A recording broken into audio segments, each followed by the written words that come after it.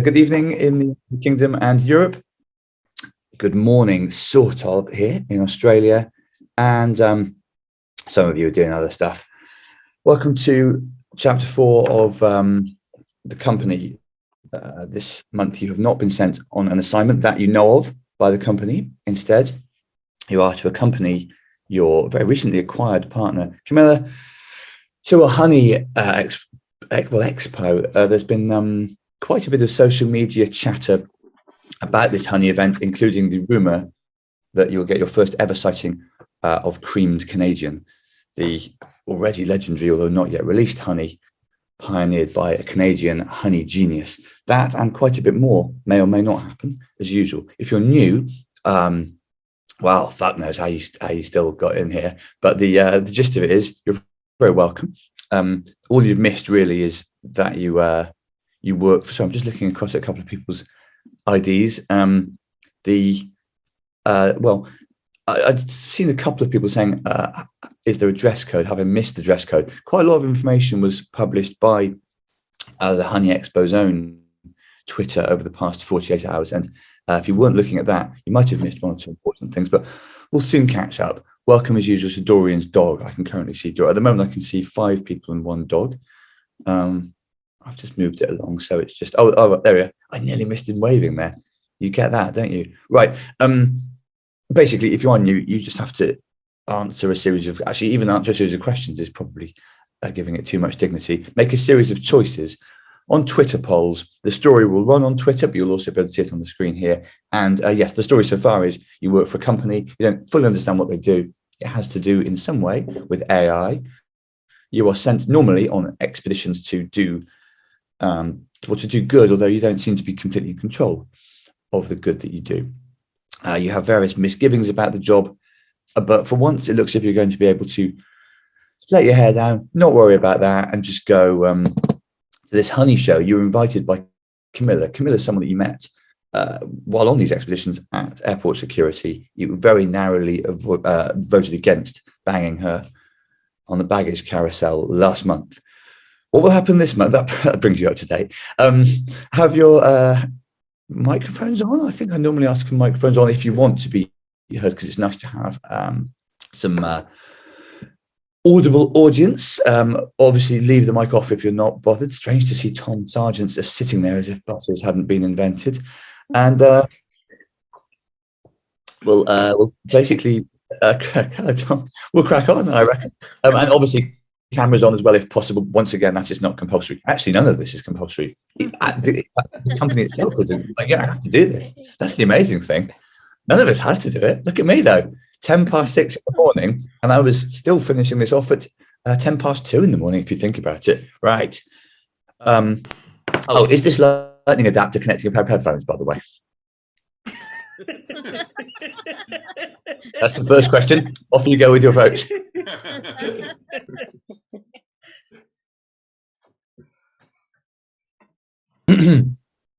You can't sleep. Life's been a roller coaster, a thrilling one, like Colossus at Thorpe Park. But things have been happening so fast, like stealth at Thorpe Park, maximum speed, incredible 80 miles per hour. You need to breathe. Sometimes you regret not paying attention to that box on the Thorpe Park site, which said, tick here, or we beam advertising directly into your consciousness for the next 10 years. Hard to stay mad with such amazing rides, though.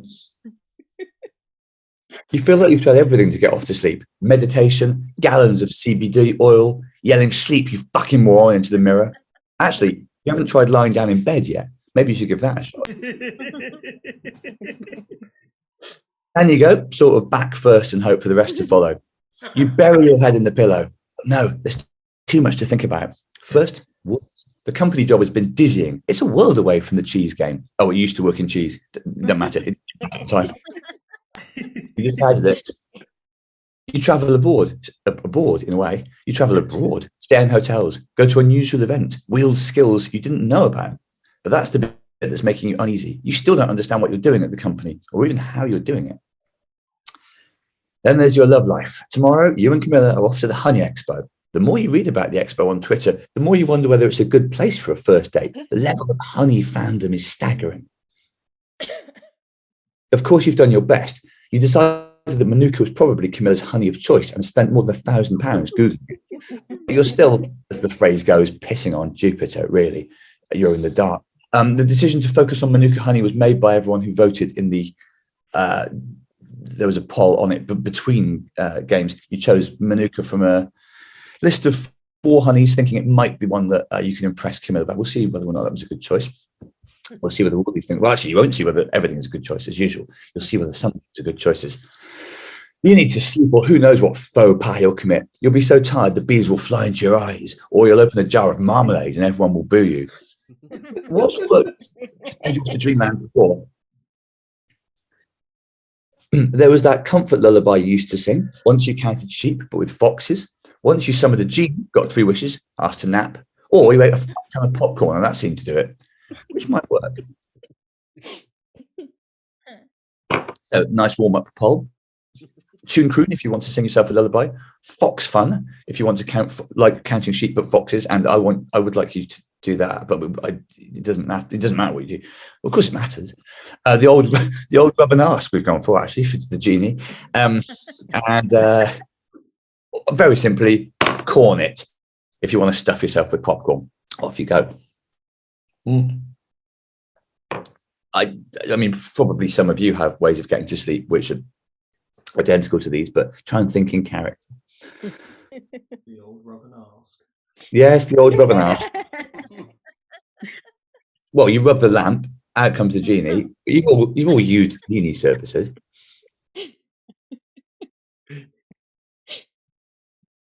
Let's hope if you do summon the genie, he's in a good mood.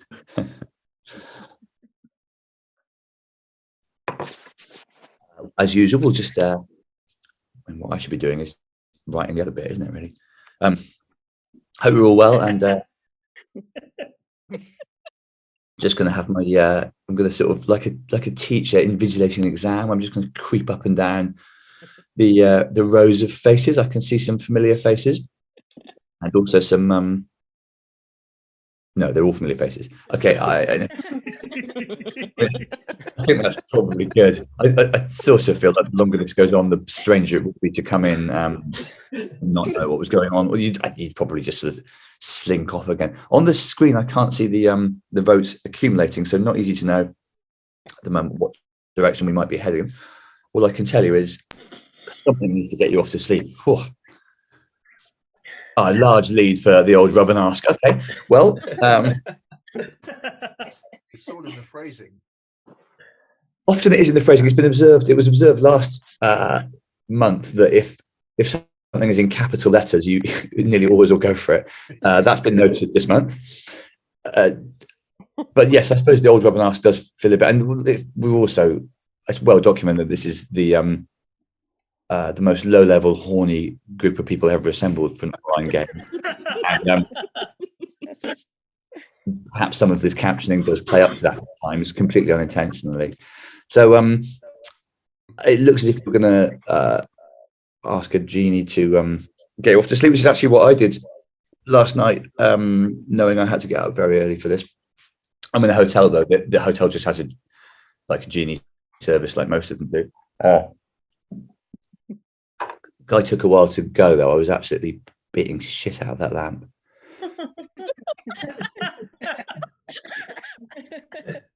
You think in a hotel they could, you know, you could just room service a genie in, but you still do have to use the lamp. Those you all want to see a chocolate bilby, do you? There it is. Yes. Okay. Yes. Thanks, guys. Can't actually see my own. Okay. So we're going to go for the. Here we are. Yeah. Oh, I thought. Yes.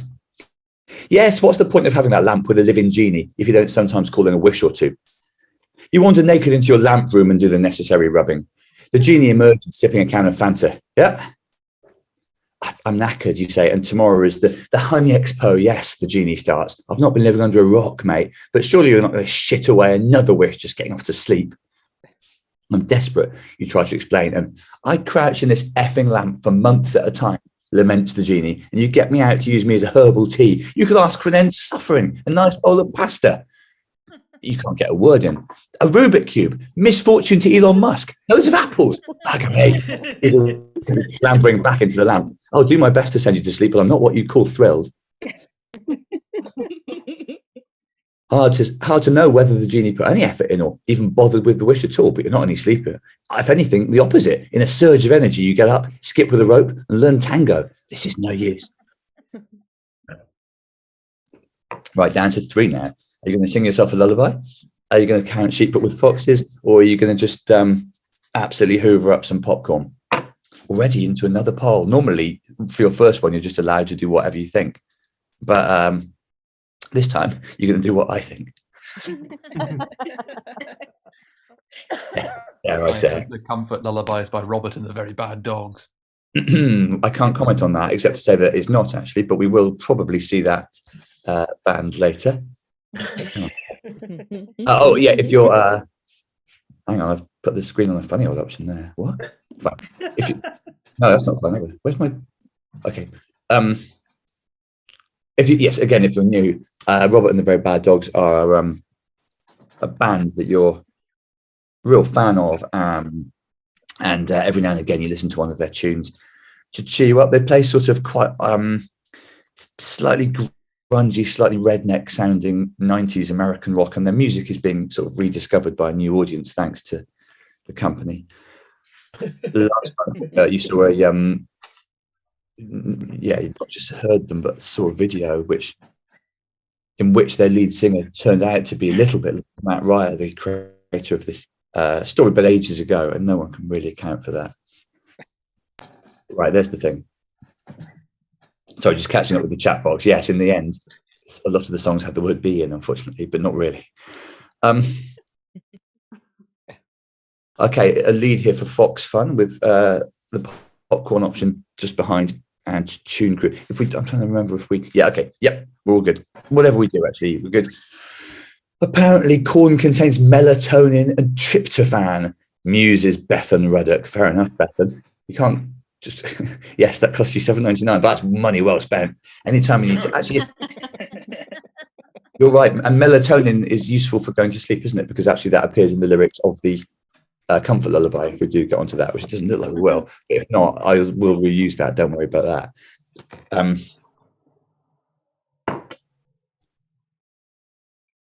Tryptophan is also in Turkey. Why are people talking about things like tryptophan these days? I suppose it's because of the company.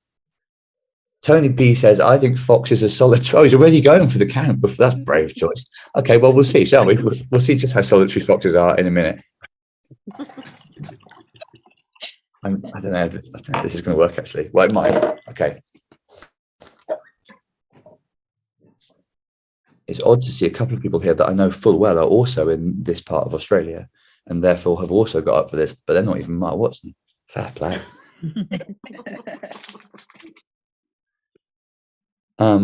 Right, well, it looks like we're going to go for the Fox thing. If we do, I'll talk you through the rules. You sort of, well, no, you could get it wrong, but you'll be fine. You can't go far. I mean, not even out of your home yet. You can't, like, no serious damage can come to you or any honey eaters, you'd think, for the time being. The Australians have a bird called the helmeted honey eater, very pretty. But you sort of get tired of them if you're with your uncle and your uncle takes more than 1,000 photos of one while your son is hoping to move on to bigger animals. Okay. The poll is ending and it looks like you're going to, and this is very sensible, count foxes. So we'll just confirm that, and then I'll tell you how you're going to do this. Yeah, actually, there's a yes, that's right. The old fox game. It's almost like your old dad was here with you. You summon effortless. Well, unfortunately, I didn't say effortlessly. Effortlessly, you summon effortlessly the feeling of being a little boy, girl, other or not stated. Your dad shouted, "Fox, fox." You try and keep a tally. Let's do it again. Oh, actually, yes. Well, now you've seen the next tweet. You know how many foxes there are meant to be. Okay, so I'll change that. Right, there were going to be 57, but that's no longer the answer. I'm going to write down a new answer, and you have to try and get that. And you can watch me do this so that you know there's no stealing my daughter's pen to do that. She doesn't know it's her pen yet, though. I've bought her a nice notebook. Hang on, wait. It's not her notebook, though. The notebook's okay. Right. Okay, I've written down fox. So very simply, every time I say fox, you have to count it, and we'll do it for probably 20 minutes. All right. At the end, I will ask you how many foxes there have been, and if it matches what I've written down here, then we can proceed. Sorry, no, we haven't started yet. You'll know when we started, because I will say start counting foxes. I should have made that clear. But you said start. Start counting foxes. It's the foxes to be counted. Yeah. So we count. Sorry? Sorry, no, I still haven't said it. I was just telling you what the thing I was going to be that started it. So, okay. The foxes in the phrase "start counting foxes." Counting. This is so. Start counting foxes. No, sorry, I'm sorry. Right, I'm sorry. The rules of the game are more complicated than I thought. Right, what we need is a visual as well. So, start counting foxes when I say start counting foxes, and raise a tube to the screen. Okay. Start counting foxes. Fox. Fox, fox, fox, fox. Fox, fox. Fox, fox, fox, fox. Fox, fox. It was a tube, Alex. Jesus Christ. Fox. It contains a caricature of me and my son done at the market. Fox, fox, fox, fox, fox, fox, fox. Fox, fox. I know it's too much for you, Henry. But do you want to go to sleep or not? Everyone knows this is the way you do it. Fox, fox, fox, fox, fox. Fox, fox.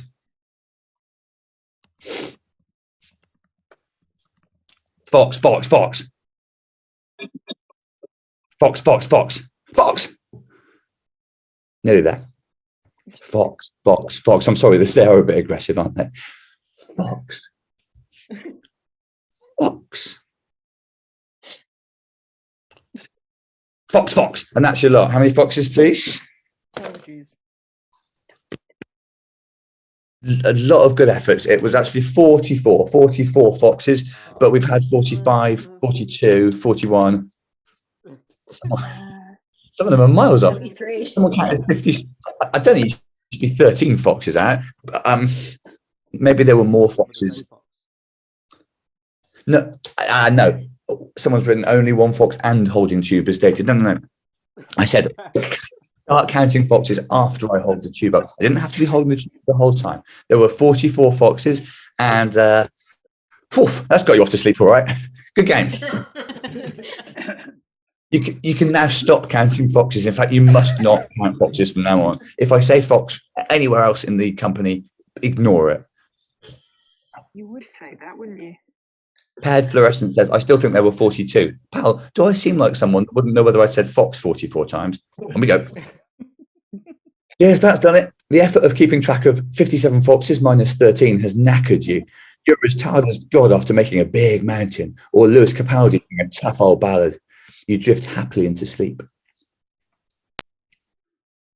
Naturally, you dream about bees. They're swarming around, not around you, a man you can't make out. There's a right old commotion. It's unclear why exactly, but you start doing your tax return, and then everyone's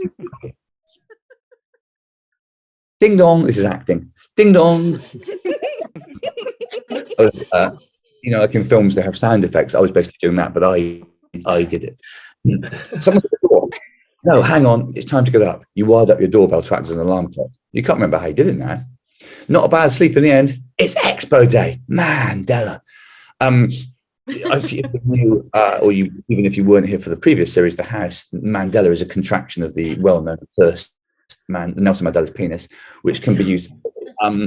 It's not exactly a curse, it's more of an intensifier, basically. It can express any sort of strong emotions. Camilla has sent a text which is nothing but 100 B emojis. You read it in the shower with your waterproof phone. To save time, make and eat pancakes in the shower too with your waterproof kitchenware. You are ready. A second text comes in. Now, a tree. It's okay. Nobody at Latimer. Take right, eastern entrance. Obviously fast. Left, easiest bet. Aim north on needles. She did say she'd be leaving your ticket in Latimer Park, you guess. All this secrecy, though. If you didn't know that, she sent you an email which appeared on the company's Twitter during the night. Well, I say during the night for me, but actually I didn't have a night really. I suppose I'm sort of having one now. It's still dark out there. I think the sun will come up because that's what's always happened so far in history. But you never know, do you? Every day you don't know. If it wasn't there, you wouldn't do anything about it. You couldn't complain. Who are you going to complain to? You just have to keep trusting the fucker will come up. I played football the other day with Daniel Kitson. He was really slagging off the sun because he was too hot. And you have to, but without it, we're in so much trouble. I might ring him up and tell him, don't know, it's still early here. All this secrecy, though, you had no idea it was this difficult to get into a honey event. You set off for the park, which is in the park district of your town. You go right to the gate towards the eastern entrance. You're in. Yes, it is always worth looking at the company's Twitter and other Twitters that start up, like the Honey Expo one, because sometimes there are these days clues even before the shows start. You walk left and north as direct. The compass app on your phone is twitching like a horny lizard. Eventually, you come to 4 trees. Somehow you knew that there were going to be 4 of them. The ticket must be in one of them. There's a pine, an ash, a cedar, and a massive bugger of a tree. You don't want to waste time given how cloak and dagger this operation seems to be. Which one are you going to search in for your ticket? So, a familiar situation. Any time because the poll's already finished.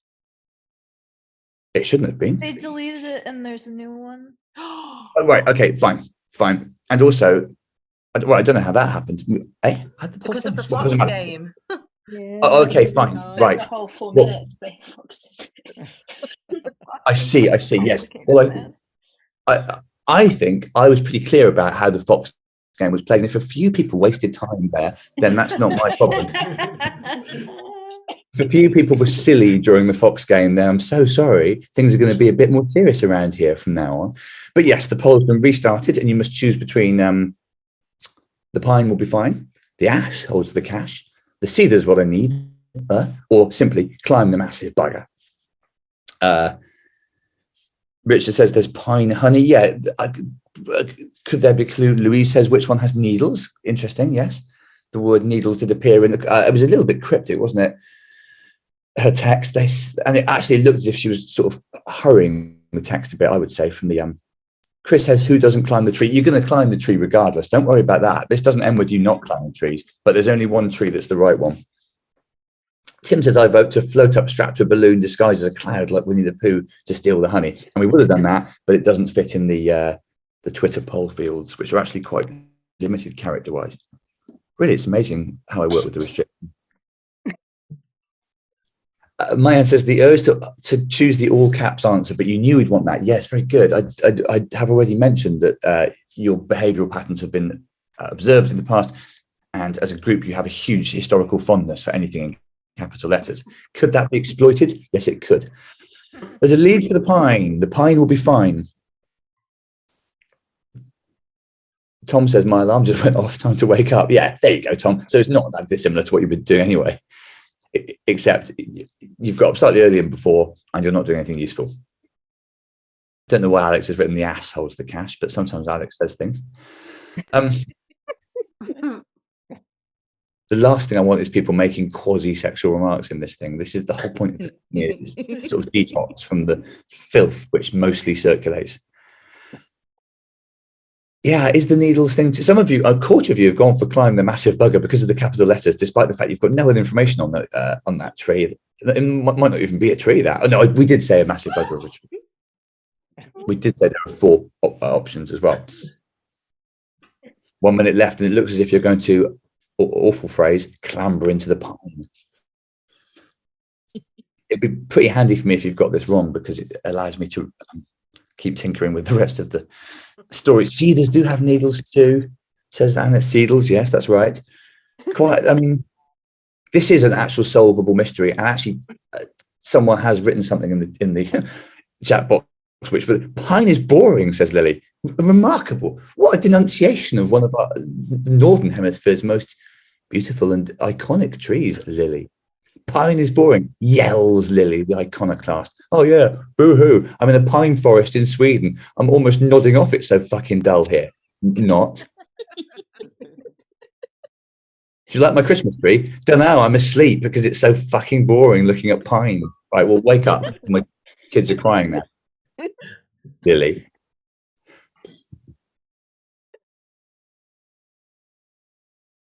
Pine is boring. But yeah, it's not the right answer. Still, you've gone for it, so let's see what happens. More than half of you went for the pine will be fine. I wonder on what basis. Probably the needles, but that was a red herring. Oh dear. Sometimes it's tricky, this. Sometimes we deliberately do things which climbing a pine tree isn't a picnic. It's more of a dicknick, a difficult experience. There are pine needles in your ears. 1 is sticking in your lung. 2 are in your 2 special friends. That can be whatever you want it to be, of course. But no sign of a ticket anywhere. Disappointing. You're very high up now and have the yips about climbing down again. Luckily, below you can see 2 women. Oh, I put woman. 2 women that should be passing with a vintage Persian rug. You motion to them to hold it down and leap down hundreds of feet, landing right in it. That was good thinking by you. And so we come down now to the ash, the cedar, or the unspecified massive bugger. Eloise says, Lily has being wrong disease. Get well soon. Oh, it's spicy in the chat box now. But this is before the honey even starts flowing. So now down to ash, cedar, or climbing after this. There is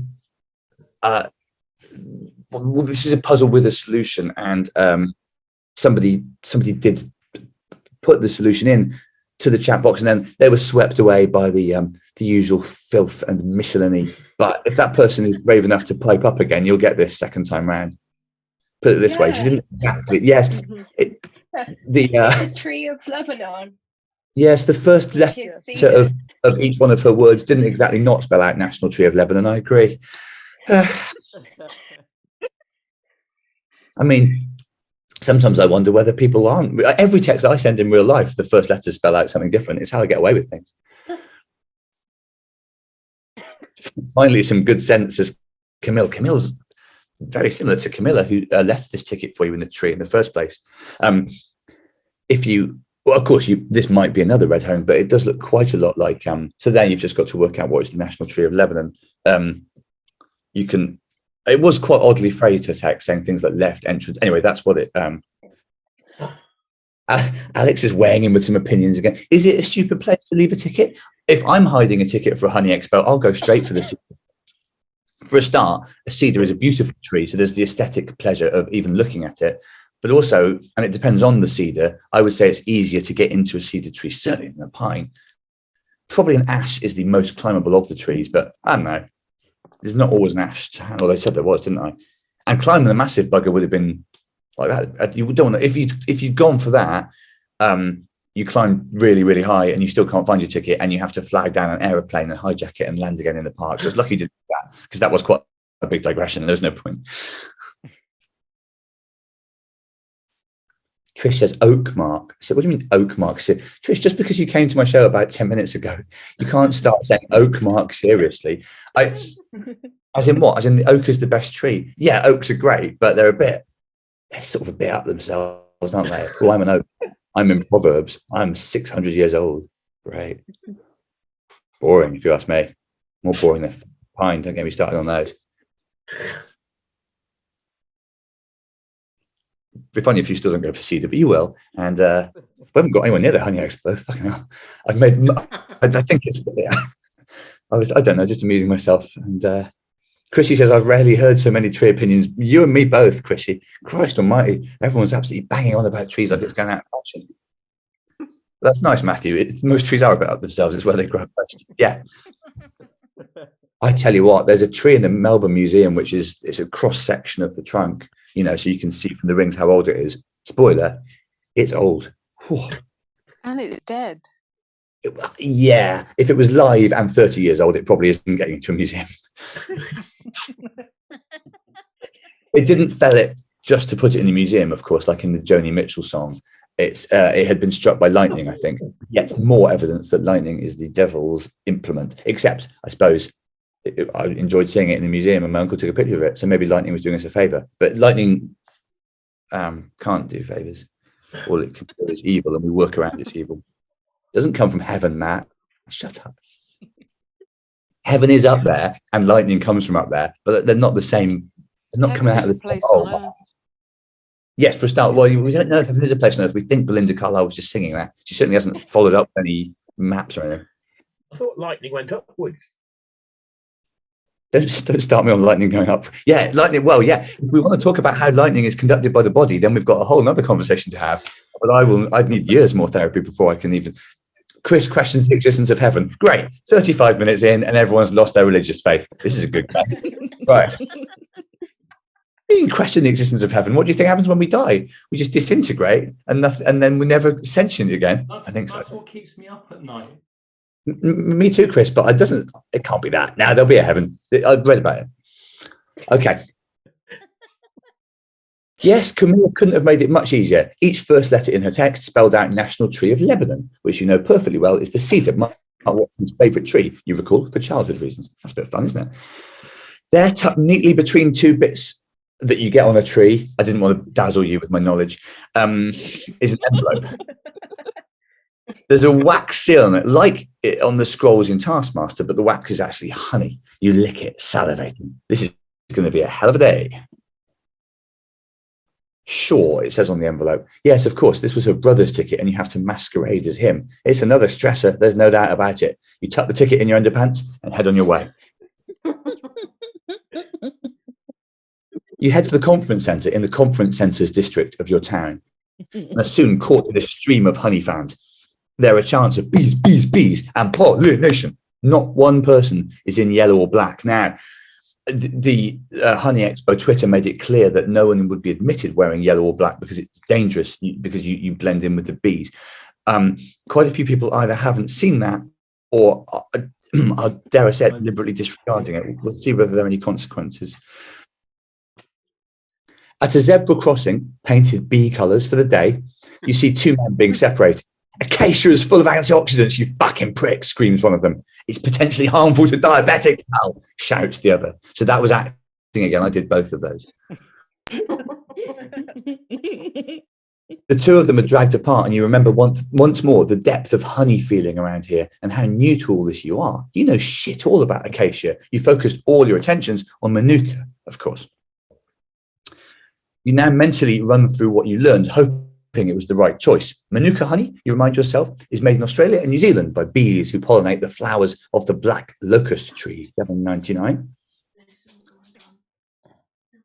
Finlay says, interesting syllabic separation for pollination. Well, firstly, Finlay, I'd like to see anyone chant pollination any more effectively than that.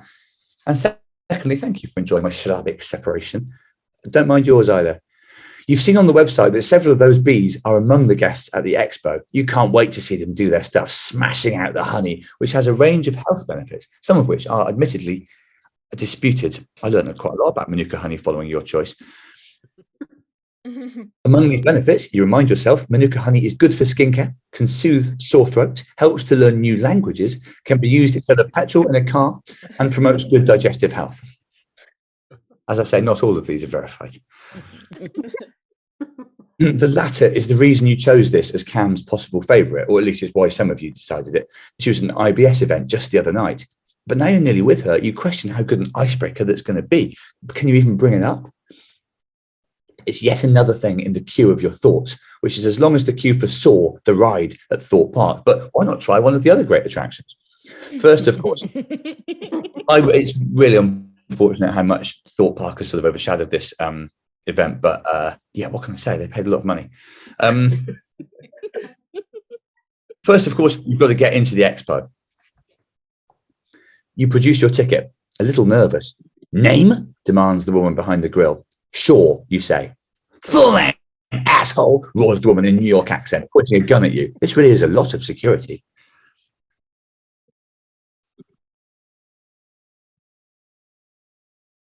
Sweat trickles down your back and then weirdly back up it. There's sweat in your armpits, those bits you get behind your knees, and on several of your teeth. You don't think Camilla ever told you his first name. What are you going to say? So, which of these names will get you into the expo? Paul Shaw, Brett Shaw, Abraham Shaw, or Johnny Shaw?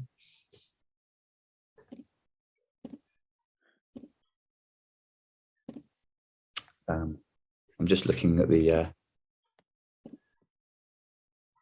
just looking down the list. There's a few people I haven't seen yet. Nice to see. Nice to see you. Well, nice to see all of you, but obviously you have your favourites. I'm joking. We don't have favourites. Well, there's a little bit of support for Brett already. Parents who named their kid Camilla would never go for Abraham. Interesting, Una. Perhaps you can extrapolate what Camilla's brother's name might be. Isn't there a rickshaw at Thorpe Park too? We'll find out, Bex. My search history is an absolute fucking mess. Half it's Thorpe Park, half it's honey. My search history is never not a mess because of, life. But it really, the amount of honey stuff on my desktop now would, and again, it's not a phrase I use liberally, make a cat laugh. You'd be surprised the things people claim about Manuka honey. Well, maybe you wouldn't be surprised. Maybe everyone knows. It's yeah, actually potential spoilers here, so I won't say anything else about it. I'll just say get yourself some Manuka, or don't, because a lot of people say it's all bollocks. Don't know. It's very difficult to unpick the claims. It does look as if it can have a limited beneficial effect on digestive health. The thing about it helping you learn languages is very poorly verified in that that's me joking, obviously. Becky says have a chronic illness. People will always tell you how, oh, I see, she means I have a chronic illness. I thought you were saying have a chronic illness to me in a way. No, I don't know. Have a chronic illness. No, I'll pass. But I see what you mean. Yes, I think honey is one of these. Oh, hang on. Sarika says, controversially, I don't like honey. Be really careful here, pal. This is not, I mean, you're not just at Disneyland. This is the Honey Expo.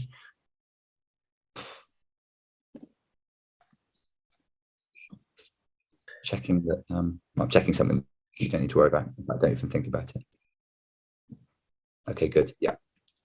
God, there are loads of people here whose cameras aren't on. I was just checking for the presence of a specific person. Yep, they're here. Just hiding like a coward. What? No, not like a coward, like a person who makes choices. Enormous lead for Brett. Now, we'll see whether this bit works or not. I'm just going to, don't worry, I'm just going to have my phone on just in case. Okay.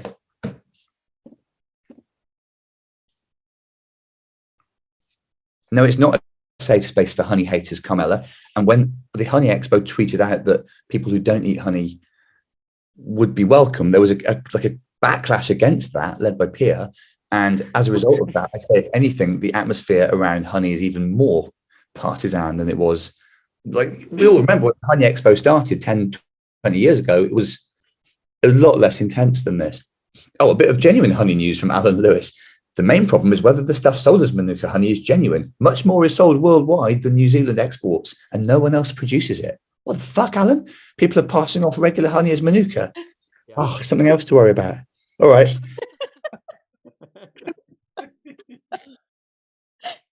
I just got the fucking pancreas out of my head. And lightning and hang on, anything. What? M says I've never tried honey. I've never tried honey. You can't.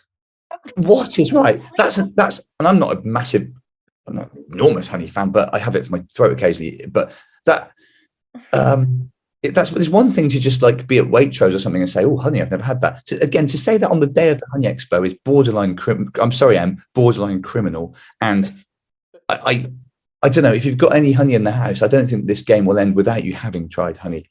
That's amazing. That's like not having an egg. I once had so much honey I made myself unwell. Right, there you go. For balance, some people have had too much honey in their lives. Me, I reckon I've had, and I don't often give myself praise, I reckon I've had about the right amount of honey in my life, which is it.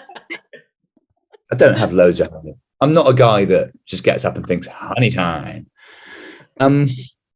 Equally, if you shoved honey at me, I would, well, I suppose I'd wonder why. Brett Shaw, cool name, real cool. But it doesn't sound like she thinks it's cool. She sounds sarcastic. You'd heard Americans didn't understand sarcasm, but it now seems that was a weird stereotype. You certain? Nah. This is tough. It's gone back to the same poll, but it really seemed to me like that was the right answer. We'll just, in case anyone didn't vote for Brett, can we explain in the group why you were talking about the Bible? It was in Camilla's message. It was in Camilla's message. My brother isn't a saint, she said. He's not even in the Bible. So you had every right to think her brother would be called, well, a non-biblical name. And obviously, Paul, multiple Pauls. There's the Paul of the letters and everything like that. There's a disciple. Abraham had to sacrifice his son, did it, got away with it. I'm summarizing very quickly. And Johnny the Baptist. Holly suggests maybe this is the favourable vote where we're supposed to choose the same answer twice. Well, is it? All she asked you is whether you're certain. If you are certain, you should re-vote for Brett. And if you do, we'll have made the company history. It does depend on which Bible you're using, but I'd be very surprised if Brett is in any of them. Chris, but of course, yes, it was Brett Jesus. But he dropped the Brett quite early on as a branding thing. And here was I searching if the footballer Paul Shaw ever played in Kettering's Latimer Park. Amazing stuff. Sometimes someone comes up with a solution to a riddle which is more ingenious than the actual answer. Yes, you're right. Johnny and the Baptists are doing a fringe show between the 9th and the 15th, Alex. That was a good bit of... Occasionally Alex does something where you think that was informative and it didn't compromise our brand. But those moments he accepted. Wasn't there a Cockney version of the Bible? Wasn't there a Cockney version of the Bible? Yeah, endorsed by the Pope or something. I don't know. That sounds like something that could happen. Yeah, it's still quite early here. I've got a vague memory of it coming up on Would I Lie to You? Yeah, but the thing with Would I Lie to You is sometimes on Would I Lie to You they're not by one of the people. Yeah, that's the thing. Sometimes they're lying on Would I Lie to You. It's built into context. Someone's free to Google it. Meanwhile, I'll show you. This is dangerous actually, but just because it's in my immediate purview, I'll show you a picture of a leading honey enemy, Paddington. This is a postcard sent to me by my daughter. But obviously Paddington's a huge marmalade guy. Even mentioning him at a Honey Expo is virtually suicidal. Mind you, I'm a big marmalade fan. Obviously I have to I'm basically a plain clothes marmalade eater for the duration of the time. And this is also why I'm keeping my voice down. It's nothing to do with the fact that I'm in a hotel, and for the second time on this trip, someone is potentially playing the company through the wall that wouldn't want to be. Una says, honey and marmalade aren't mutually exclusive. Of course, you're right. Technically, Una, they're two separate treats. But I don't know. I don't know if you've been around the sort of honey fans that go to the Honey Expo. They get very, very prickly if you start talking about marmalade. I saw someone get punched in the face at a Honey Expo for listening to the band The Jam. That's how serious some of these people are. Eloise says, I had orange-infused honey. Now, that's where you're dangerous. Once you start blurring the line between honey and marmalade, you're into a sort of Jurassic Park situation. Sure, we can, but should we? I'm sure my neighbours are actually fine with me shouting Fox 44 times. It's unlucky. If it was the neighbour in the other direction, it would be Josie Long, and I think she probably is past being surprised now. But that's not the wall we're dealing with. I don't know who's through that wall, but I don't think it's even a comedian. It's just a fucking person. Sorry, no offense. Yes, well done. You've for the first time ever, repeating your guess has come off. She nods. Just checking you were certain. Sorry if I came across aggressive. I suppose the gun didn't help. Her New York accent is gone entirely. You wouldn't believe some of the aggro we see. Okay, gate 5,721. Enjoy. You walk past the 5,000 gates, your heart accelerating as you get closer to Camilla. The noise of the crowd is incredible. You'll know it's Honey Expo. You're dimly aware of disturbances.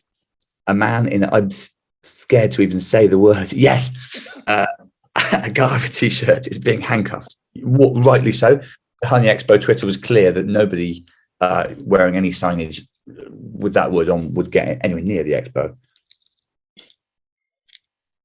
Is it a Garve or Garve? It must be a voiced E, right? I realised that I'd never actually heard the word. I just, yeah, agave. Thanks, Matt. I do know more about it than I did 48 hours ago, though. It's, well, I was going to say it's sweeter than honey. Is it? Everything could be a clue. There she is at gate 5,721. You'd know that nose anywhere, and that hat. Also, you know them by context, because since you've met her before, your memory holds visual data, which it now accesses to recognise her. Although, having written that, I understand that some people don't have visual memory like that, so I apologise to those people. So, in fact, you wouldn't know those things anywhere. If you came across Camilla's nose anywhere other than on her face, your brain would be alarmed, confused, since that doesn't value any of your existing memories. But that doesn't matter right now. That's it. That's the tweet. I just realised I've never used that formulation. I see people doing it, so I thought maybe that was my chance. And that was the tweet. Hey, she says, honey time. I'm stoked off my tits. Sometimes similar to Georgie, but I've never really decided. I'm stoked off my tits. Thank you so much. That was a bit bad. Sorry. I leave this hotel soon regardless. They won't find me in Sydney. Sydney's a big place. Actually, it's not anymore. Melbourne's bigger now. Well, Melbourne's population has passed that of Sydney. You might have seen that in the news. Although once I leave, I guess it'll go back to being Sydney. And a couple of us are going. So thank you so much, Marty. There'll be people coming back from Sydney to Melbourne. Oh, fuck, I'm glad I'm not counting. Thank you so much for coming. It's our first day and the beginning of the rest of our lives. She's very sort of forward, isn't she, Camilla? She strokes you, plaits your hair. Wow, what are you most looking forward to? Of course, you did plenty of homework. You've looked at the sort of things that are going to be exhibited, memorized brands and celebrity bees, and yet now it all feels like a jumble, just a load of nonsense words. Your mouth dry. I'd have loved an is in there, but there is usually a character limit. This is like the feeling when you got into your history final at college and you'd revised so hard you could only write the word radiator. You were very lucky that was the answer to just over 2/3 of the question. A boy called Tom at my school, who was naughty, did do that in our music exam. He wrote turkey pie for every question. He got into trouble because none of the answers were that. They read out. It was the old days. They used to read out your percentage score in front of the class, and when they got to him, he said 0%, and some of the other naughty boys clapped, but I didn't. So I was a conformist. My dad was among the staff. I couldn't be seen to endorse that. But I did think it was funny because it couldn't be turkey pie because it was a music exam. The answers were things like crotchet or Mozart. Surely you won't be so, or sometimes the answer was just playing the violin, I suppose. But it was a dead giveaway when people did that in the exam room. Surely you won't be so fortunate this time. Mad combinations of words are swimming around your mind. You can feel you're about to blurt something out. Umbrella honey pop, turbo honey engine, honey bathtub plan, honey scissor game. God, will any of those make sense as an answer? Or are you going to be outed as a honey neophyte before you've even got a spoon in your mouth, Professor there? Or applauded a bee. You can feel your blurting muscles tuning up. What is the blurt? Umbrella honey pop, turbo honey engine, honey bathtub plan, or honey scissor game. One of those phrases appears on my phone in the photos because I was able to photograph it in the wild this week. But which? Am I looking at umbrella honey pop, turbo honey engine, honey bathtub plan, or honey scissor game? It's right here. Tom says, I don't think any of those make sense. Well, Tom, my camera roll begs to differ. You will just make absolutely sure we're looking at the right picture here.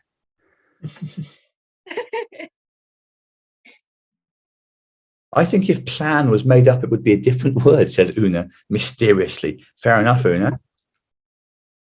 Was there a comma between honey and bathtub? I cannot reveal whether a comma appears in any of these phrases. I can tell you that if this initial exit poll is anything to go by, this is a very, very tight one. Very tight. This is a very, very tight one.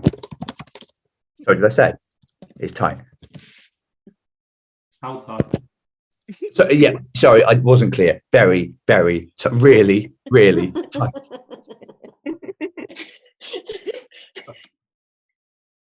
What I think is nice about this group is people will ask for help if they're confused or if something's not clear. Like, no man left behind. Turbo honey engine with a narrow lead over honey bathtub plan. And the poll is ending, apparently. Christ, I thought Trish said, didn't he already talk about honey being fuel, or am I asleep? No, you're awake, Trish. You've been awake for the past, well, all the times you've seen me in the past 3 days, you have, I was there. As far as I know, you might have also manifested me in ways that I don't know about, but you don't seem like you do that. You don't need to do that if you're already watching me. Yeah, there you go. Not all, confirms Trish. Okay, fine. All the times you've seen me that I knew about.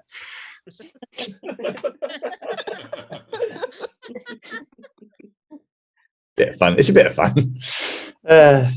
Me and Trish go way back. Well, no, not way back. Exactly this time last year. We met on her birthday last year, which was obviously the 22nd. Fuck, it was my mum's birthday. Oh no, I did message her. Christ, yeah. Actually, it still is my mum's birthday. Is it the 23rd still? Yeah, probably is, isn't it? Okay, cool. Is it? Yeah, it's not here, of course. It says 24th in front of me, but that is time. Shakespeare's birthday and his death day. I mentioned this in my show actually last night. And I also mentioned 52. No, he's got to be older than that.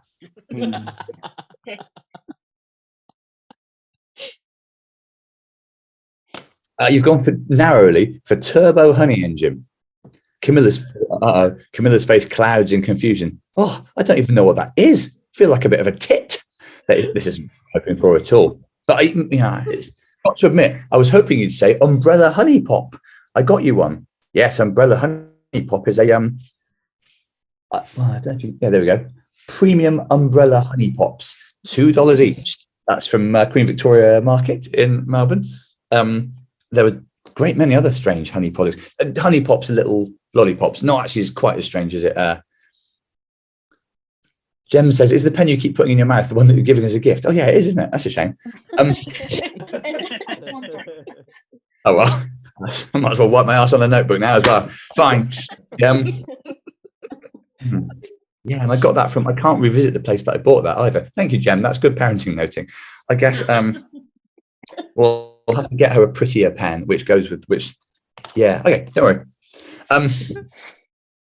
She hands over a small toffee-coloured lollipop. Surprisingly, she then shows you a photograph of it too, as I did. Equally surprisingly, she seems to have purchased it in Australian dollars. You suck it like an animal. What? No, Anya, I didn't get the photo from an actual honey convention, but it is true to say that I think the phrase is prowled around a honey stand at the market for probably longer than they wanted me to. It was pretty difficult to explain why I started to say research, but research for what? My didn't. No, I didn't even buy a honey pop. Not really into honey. Well, what do you make of that? Asks Camilla. But if something happened to me today and someone was going through my laptop, they would conclude that I was the biggest enthusiast of honey ever born. Among other conclusions. Pure Manuka, that is, says Camilla. 100% Manuka, I should have said percent. 100% Manuka. In fact, well over 100, about 130. That's why it's so big. Manuka. This is very promising. She does like it. What a chance to show off your learning. But what are you going to highlight in your opening Manuka gambit? Its antibacterial effect, which several of you have already commented on. Its medicinal use against IBS. Its deep, almost brownish colour, or perhaps its distinctive, almost bitter aftertaste. You mentally audition a few phrases. No bacteria in that stuff. Works wonders in your toilet. I've never seen such deep colour on a honey. That aftertaste, I want to say bitter, but in a good way. And I did all 4 of those. So these are your options. Oh, IBS stands for irritable bowel syndrome. Lily and Camilla went to an event to raise awareness for that this week. It was one of the many events at which she became drunk in the time that the company's been running. So you get to go for life hack, anti-vac. No, anti-vac. Anti-vac is not the same thing. Anti-vac is these people that you still really get. Or basically, you can either praise the antibacterial qualities of Manuka honey, or you can bring up the fact that it seems to work against bowel and stomach complaints, or you can talk about the dark, mysterious color of Manuka honey, or you can talk about how bitter it is, but like in a good way, which is a thing that people say about Manuka honey. Well, all these things are things that people say. I'm not just wasting your time. Arguably, I am, but you know. Yeah.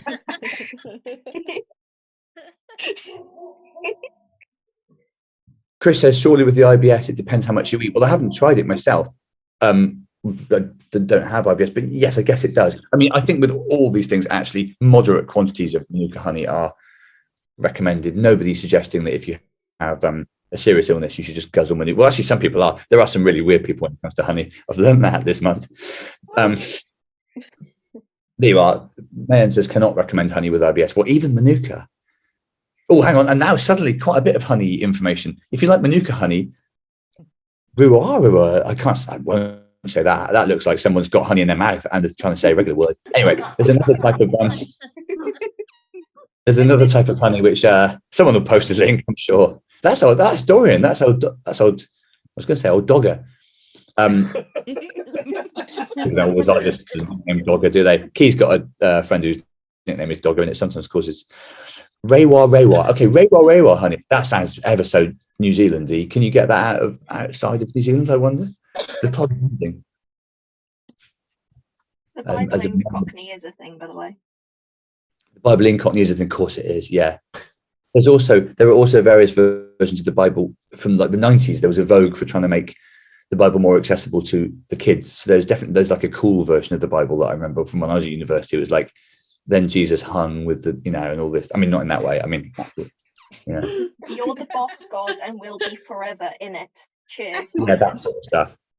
It looks as if you're bravely going to go with reminding Camilla that Manuka honey has helped clear up. We don't even know if she has IBS. We just know she went to an awareness event. It was IBS Awareness Month, by the way. Or that, I didn't just pull that out of nowhere. Although, actually, nearly always when an awareness week or month is mentioned in the company, it will always be true because there always is something. It's absolutely mad. Think of the money they spent on IBS Awareness Month, and still Lily's got no fucking clue what it is. Unbelievable.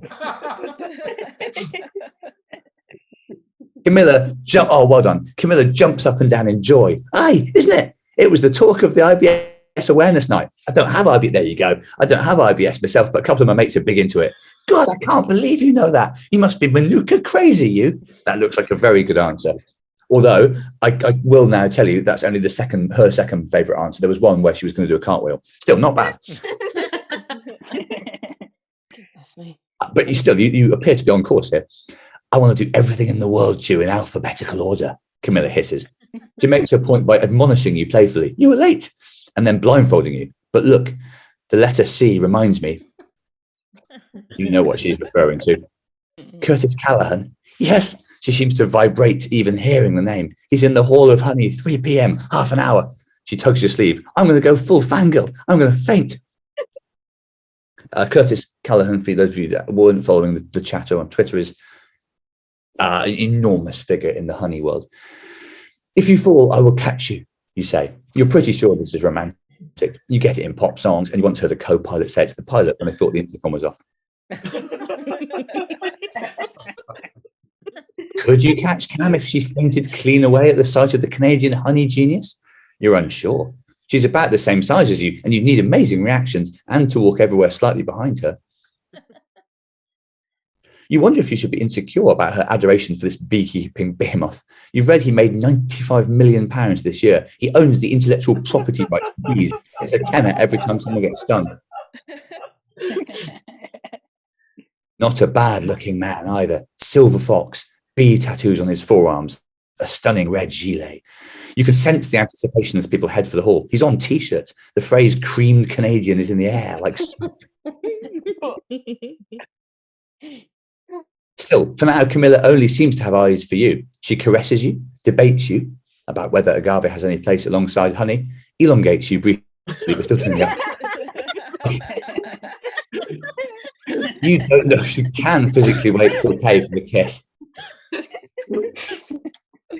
The alphabet thing is a bit of fun, actually. I did think so, even as I was doing it. You move through a landscape of honey attractions which dazzles the eye and the other eye, so both eyes. You pass a bar where people are getting slaughtered on mead and emptying entire tubs of wildflower honey onto each other. It's wild, man, the Honey Expo. I haven't said gilet out loud before, and I'm really pleased with how it went. Well, I don't think I have. Maybe I have. I can't. Do you expect me to keep track of every time I say gilet? But I don't think I have. You look around an entire house made of honey, the walls golden brown, kitchen fittings carved from hardened buckwheat, which is not as mad as it sounds, because that is one of the thickest and hardest honeys, as we've all known forever. Even as you're standing there, someone's mortgage application goes through, they move in, everyone applauds. Just living in a honey house. It's extraordinary. What? Oh, hang on. Sorry, I've missed one. There's well, buckwheat honey isn't that sweet. It's sort of brooding. There's meant to be a honey waterfall in the hall, says Camilla, as a man goes past you with a perfect pyramid of bees on his shoulders. She fawns over you and gladdens you, although the F could have been a couple of other things. And believe me, it was until a few hours ago. Again, a reminder, I normally clean up the company before you see it. It's extraordinary, all this. Must be in the top 10 honey celebrations you've been to. Camilla hefts you, lifting you briefly like a rolled up carpet. Everything's perfect. And then it suddenly isn't. Oh no. Oh no is right. Storytelling. So, and if any of you are writers or creators, saying something like, and then it suddenly isn't, is good storytelling. It means something's happening. So like in a book, in a novel, you might write, I was happy and I suddenly wasn't. And if you're reading, you think, the story's changing. And that's, as I say, narrative craft. I'm running some workshops, which I will put a link in the. I'm not running workshops. I did do it once. Well, actually, I was once a creative writing tutor for a week, but with the last thing we've got here is time to waste. A person in a Honey Expo T-shirt approaches. It's black with a yellow colour. That was meant to be collar, but it's weirdly still sort of makes sense. A sure sign of somebody above the law. Please halt, she barks. Peer here, she barks into a radio. Protocol. Hall. Yes, a first here as one of the company's regulars makes a cameo as a character. She turns to you with, your friend of mine, a vial. We're just carrying out some random checks to ensure only genuine honey fans are attending. So this is as a result of lobbying on social media by peer, which shows what happens, or can happen at least, if you tamper with the fabric of the game.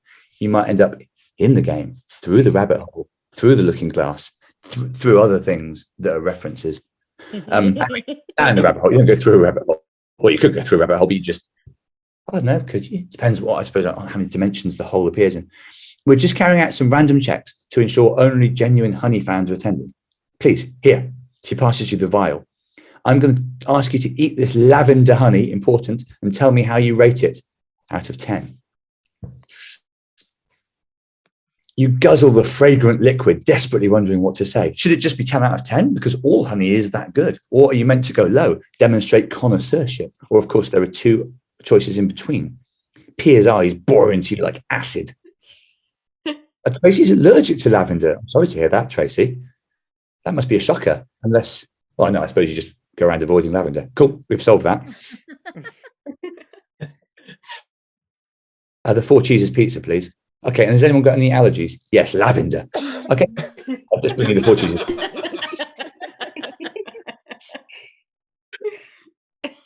That again was acting. I'm not ordering the 4 cheeses, am I? Lavender chocolate is disgusting. Anya's allergic to honey. You want to keep that quiet, pal. Lavender honey is great, says Eloise. It's definitely not as good as eucalyptus. Counts as paired fluorescent. I knew this would happen. I knew that like honey stuff would start to get people, you know.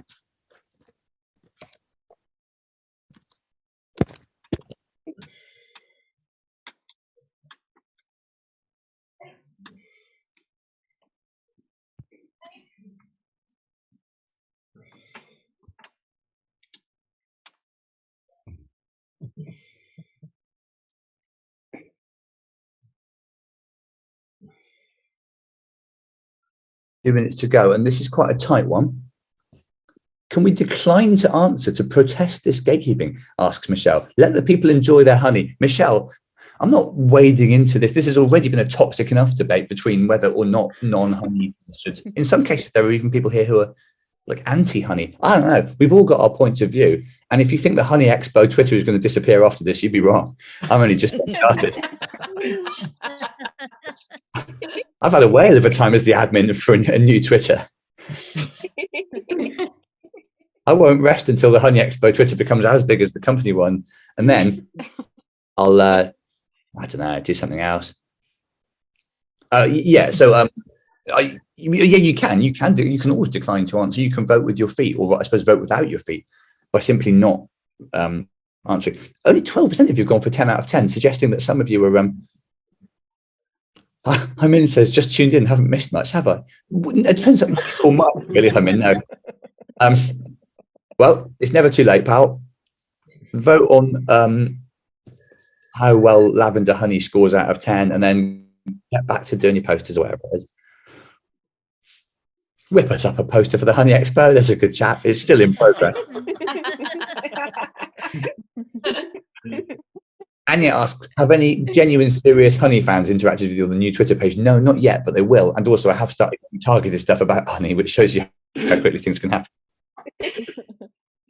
A lot of interesting solutions. Eloise says, I'm a genuinely serious honey fan. Quite clearly you are, Eloise. Some of your opinions have been weighty. Em asks, can you guzzle honey? Feels like it's too viscous to guzzle. Yeah, it's you're right. You did do it in quite an undignified way. Depends on the honey, I suppose. I suppose it depends how we define the word guzzle as well, if we define it. Not a lovely word, is it? You can guzzle anything if you put your mind to it. Yeah, I guess so. Guess so. 8. This is Pia talking again. 8. You think this is pleasant? I'm not doing an impression of her though. I'm just acting. But sometimes I'm like I act straight. 8. You think this is pleasant honey? Pleasant honey. The peacock shakes her head, narrows her eyes, narrows her head. Camilla is trying to stay neutral but looks anguished. Is this so basic? This question. Shit, that wasn't what Pia was after. You now have a choice between 10 out of 10, 6-ish if I'm pushed, or 3 or 4. Meanwhile, the chat box has gone mad. People are saying things like Thistle honey is incredible and Bloodwood is superior honey. Bloodwood is superior honey. Oh, man. Might be worth, well, yeah, a couple of people have got quite close to cracking the code here, and there is a code, I suppose. Buckwheat honey is mid. Anya's really getting on her soapbox now. The gloves are off. Braden says, I still don't understand how lavender can create honey. Very, very simply, it's just, yeah, no, it is complicated, but that's why these guys get the big bucks.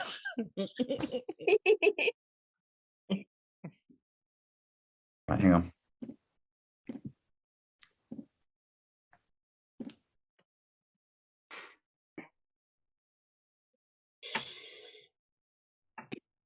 Yep. Come on.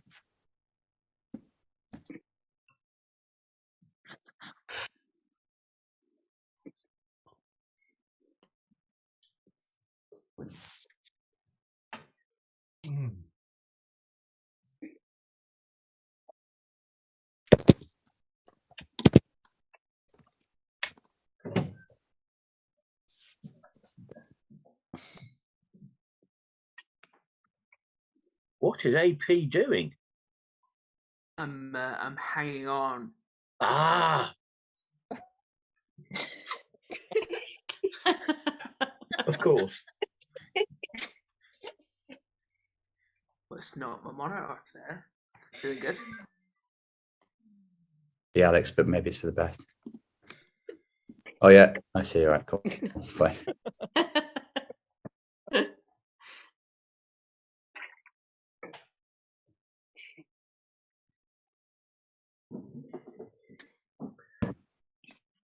This is really tight, really tight, really tight. I'm sorry how often I have to say that, but what do you want me to say? This is not really tight. I'd be lying.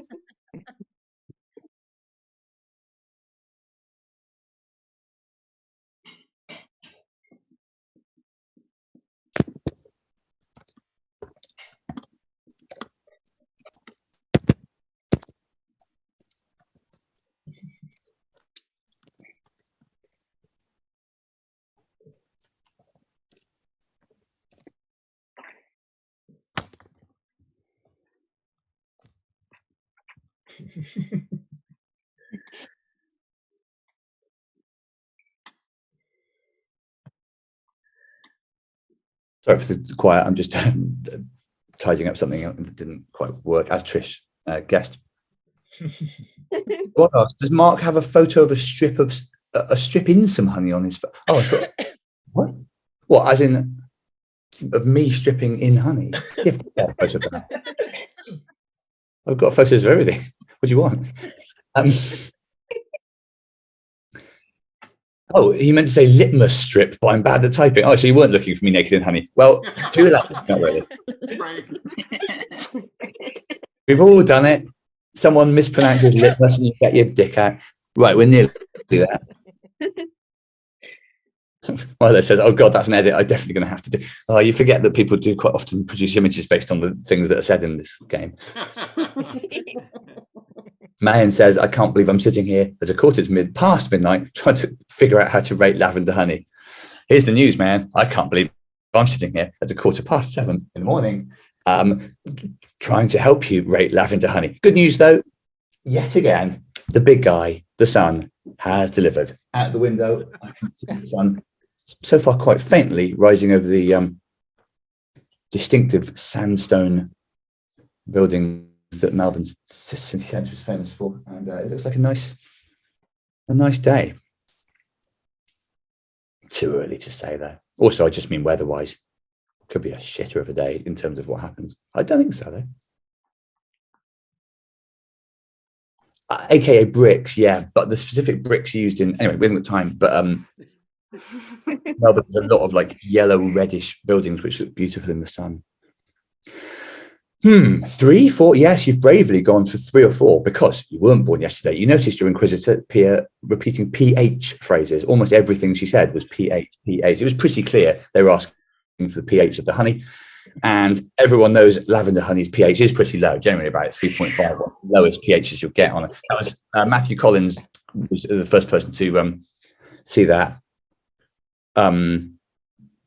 It wasn't that obvious because Pia's name began with a P for a start, and she was saying things like Holt, which did actually make sense. So that was quite cunning. But yes, if you read between the lines, she was trying to make sure that you know whether honey is acidic or base. It's surprisingly acidic.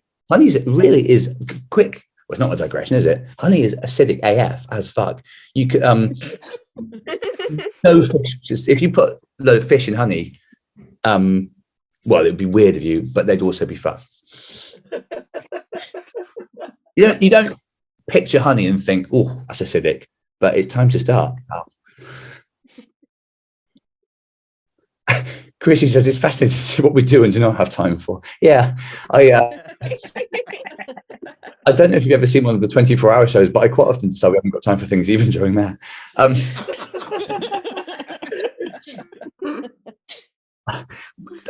I suppose what I would say is we have time for things which are materially affect the story. That the last thing we want is for this to wander off in silly directions. Richard says acidic but good for IBS. Not sure about all this. I don't know, but I suppose acid. All I will say is what my mum used to say: acid is a complicated business. I'll also say that on the spectrum, I don't think that Manuka honey is particularly acidic. I think it's quite. But anyway. It says 24-hour company show. Yeah, that's a good idea. We definitely wouldn't all go completely even more insane than we already are. Also, don't tempt me. I'll do 24-hour streams, but well, not quite any time. Meanwhile, Unfortunately, Alex is still trying to, in real life, is still trying to flog his mattress. He was asking for 40 quid, but he doesn't think he'll get it. If anyone's The in West inspector Wales, nods. keep your eyes The- out. because The inspector nods. It's coming quick. We'll sell you mattress, pal. The inspector nods, satisfied. Their head returns to the normal width. It could have been her head, but I played it a bit safe with the. Okay, have a great time at Honey Expo 23. Camilla takes your hand. The moment has come. You proceed into the Hall of Honey. The smell of honey is overpowering. It feels like it's going right into your soul. If someone said you were a bee right now, you couldn't be sure they were wrong. The honey waterfall glitters, naked people frolicking in it. You can probably picture this if you've ever been to a honey expo. On the giant honeycomb stage are the initials CC, and the hardcore fans are already thronging in front of it. Some of them already moshing to his most popular honeys as they play over the studio. Stereo. Anyway, it was funny. Camilla is crying tears of honey. She's just hefted you, of course. She irks you by pulling your hair and not having heard of the new pornographers. She justifies saying all humans have intrinsic value. You know what's coming. Not loads of verbs begin with K, not in English anyway. But kiss, kiss, kiss, kiss, kiss, kiss. This is incredible. You feel like Kermit and Emma Stone rolled into one acting frog. You feel like you invented the lawnmower or Wordle. You take a step back for breath and some food. And what? Acting. Francine? It's your old friend, all right. Out of nowhere. Well, out of somewhere. Francine the machine, the trusted confidant. Yes, gasp is right. And yes, Francine is right. Can we have more gasp and more Francine in the chat box, please? And also, what about some height? We haven't done that for ages. Yes, in they go. I forgot you were allowed to ask for things in the chat box. That's my favourite thing. I'm just going to watch that for a bit, I think. Okay, good. Thank you. Normally at this point it would be hype for Flo and Joan, but we're not quite in the 24-hour show still.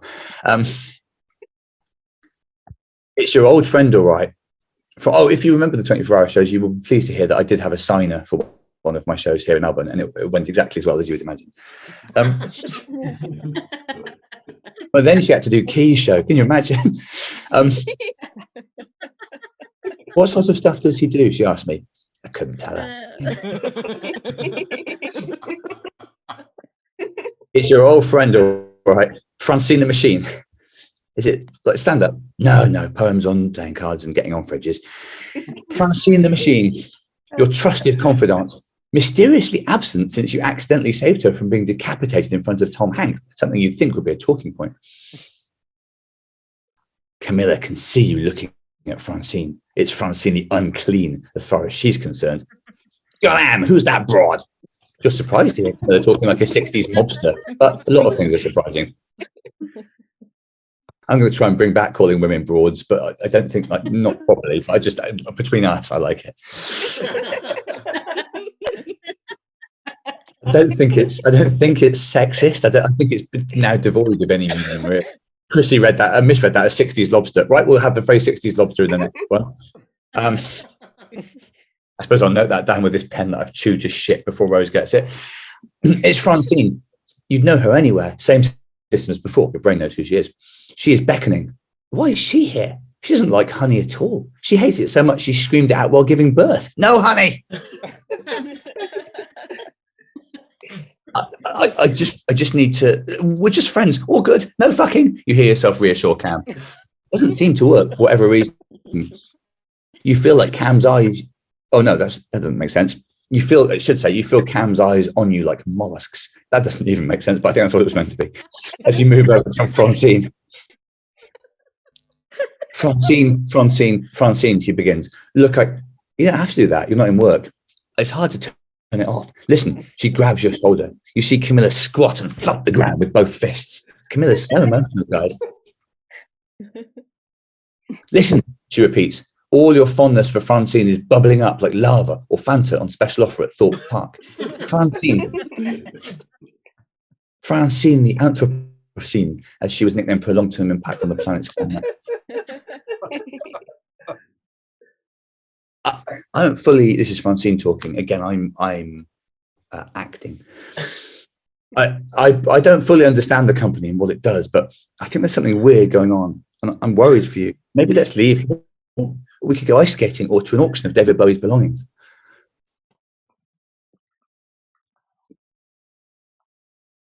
You look into Francine's eyes, using your own eyes. You trust her, of course.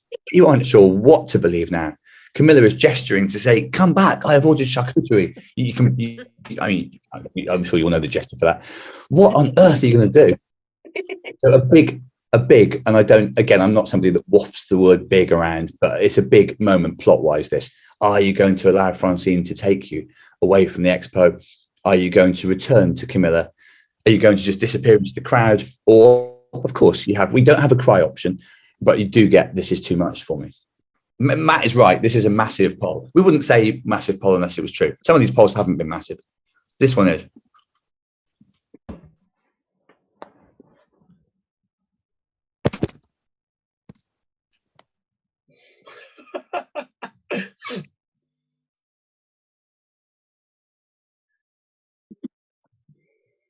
I'm excited to see the first. AP says, "You know what? Fuck Francine. Incredible stuff. This is like we've already seen some quite.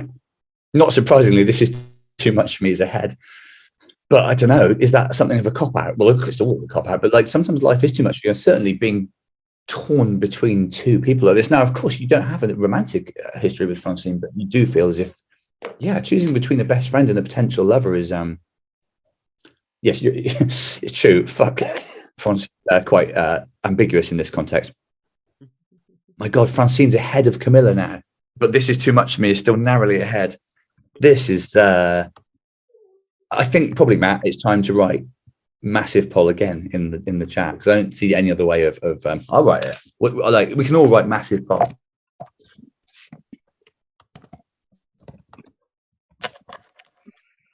Mike's just asking for clarification on whether this is tight. Yeah, this is really, really tight.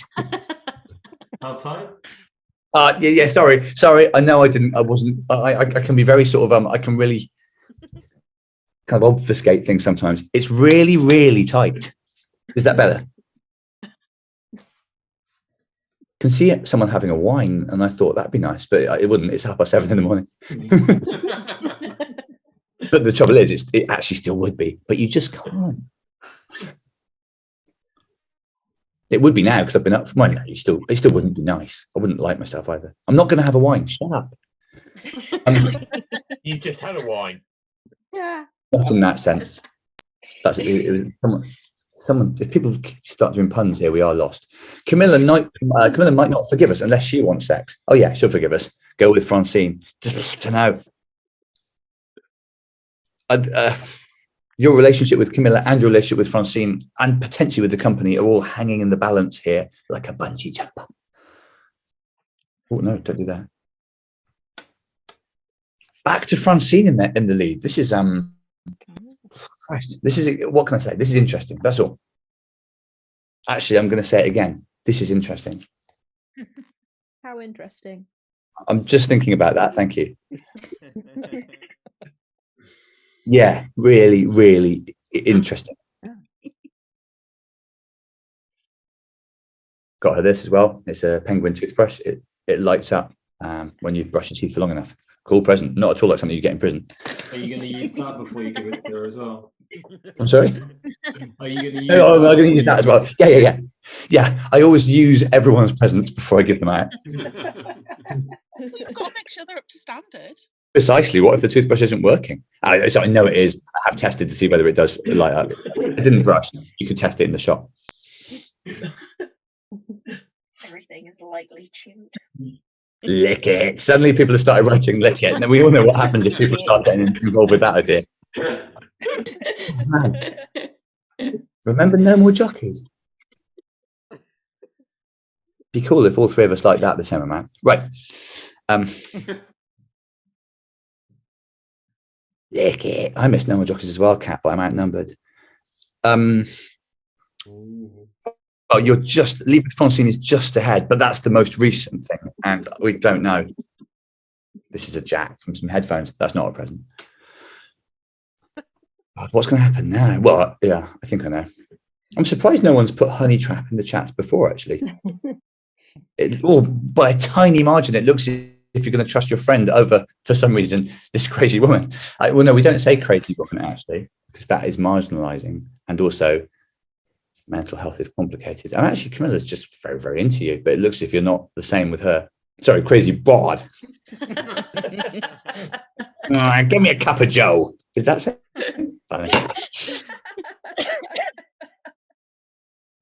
Okay, here we go. Yeah, Francine's won it. Christ, didn't expect that, but we do have. You take a deep breath. Another one. Actually, you keep breathing because air is really handy. You follow Francine out of the honey hall, not daring to look back at the woman you recently kissed and who has booked a wedding venue. The charcuterie as well. My God. You feel incredibly conflicted. Francine leads you back through the stalls, the Q&As with famous bees, the paddling pools of alfalfa honey. It all seems hollow now. You'd happily eat Marmite on crackers in front of it. Just as you're about to leave, there's a commotion from behind you, from the honey hall. Alarms are going off. People are screaming. You don't feel like you can just walk away. Ignoring Francine's cries, you turn back. But this is still different from if you'd chosen Camilla. Don't worry about that. You're in, well, you'll see what happens now. Actually, you won't. You'll see what happens next month. There's a big scream protecting Curtis Callahan's honey work. The crowd screamed as he came on stage, took off his boots to reveal his feet are made of honey, took 10 bees out of his dick, threw honey into the mosh pit. This is just like Orpheus and Eurydice. Yes, it is, yes, in a way. But in a way, each episode has been like a Greek myth if you're very, very generous. And if you didn't really pay attention to them. But now they're screaming for a different reason. As you and everyone watch in horror, I nearly said in honey there, this is getting to me, watch in horror, agave protesters invade the stage. They had turned dozens of bees on Callahan. He is stung more than 3 million times. He slumps down. You have to do something. This is Camilla's hero. You push to the front of the hall. Wherever you look, or like, honey fans are wailing in despair. 2 people have set themselves on fire. You quickly put them out and advance further. Curtis Callahan is passed out on the stage as floppy as a flannel. There must be something you can do to bring him round. You rack your brains for what people recommend in extreme cases of bee stings. What are you going to do? Okay, so you can throw water on him to sort of put the stings out. You can scream the date, which is April the 23rd, where you are, unless you're Trish or me. You can bark like a feral dog, surprisingly, or just chill, do some painting. One of these actually will have. Trish says, "We're an idiot. These are all bad choices." Trish, I know you're up early, but I don't want you to go through the day muttering things like "we're an idiot" to yourself. Rob asks, "Aren't you meant to piss on people?" A very open-ended question, but I would say in almost all contexts, no, you aren't, Rob. I'd say if you try that out a few times today, you'll be lucky if more than one person is happy with it. Yeah, sure, piss on people if they've been stung by a jellyfish, but even then, as Hare says, get consent. And even then, make sure that the sting is still live. Don't, like, if someone says 5 years ago a jellyfish stung them, don't just win them. We're an idiot t-shirt, please, says Matt. Yep, off you go, Hyman, or Mart, or both of you. Cool. Actually, Mart, you do the t-shirt. Hyman can do the promotion for the Honey Expo. And quite a few others of you will do whatever you're going to do anyway, I guess. Whoa, this is tight. So do some painting is in the lead. Maybe that is more useful than we think. Okay, this is the correct answer. Wash the affected area with soap and water. Apply a cold compress such as flannel or cloth. Or an ice pack. Raise or elevate it. Right, that's fine if it's mild stinging, but these ain't mild stings. He's been stung in excess of 1 million times. Trish starts talking about EpiPen. Fine if you've got an EpiPen, but you didn't bring one. The last thing you do is bring that to a place where there might be loads of bee stings. Can't you use sugar? Yes, you can use sugar. Yes, you can piss on people. There are lots of possible worlds, but what are you going to do here in this one? Chris says, fuck, he's too far gone. Grab the easel. That option is available to you. Yes. You might well decide that enough has been on your shoulders and a good old paint will calm you down. I know whenever I'm stressed, I just get the palette out and paint like an absolute mad thing. Oh, I love a paint. Hang on, do I? No, I hate that. You get paint everywhere, and you can't make the thing look like it's meant to look fucking painting. Ugh. But what's worse is some people can make the thing look like it's meant to look. Those people are called painters. And then you get people that aren't even painters, but they can still paint really well, like Darren Brown. And that isn't fair. Then you get people that aren't even famous, but they can paint quite well, and that is still annoying. And then anyway, there are loads of different categories of people who can and can't paint. I haven't got all night. So I've got all night. I've got my whole day. Bloody hell.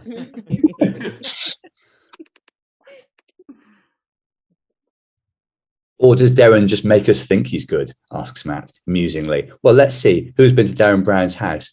Hand up. Does Darren Brown have loads of amazing portraits? Yes. Does he have a home cinema? Yes. Does he have a bit with AstroTurf? Yes. Does he have loads of taxidermied animals? Yes. Was there a parrot flying around? Yes. Does he have a big collection of things previously hoarded by other magicians? Yes. Did he have a secret cabinet in his bathroom? Yes. So I think I know what I'm talking about. Matt Ryer.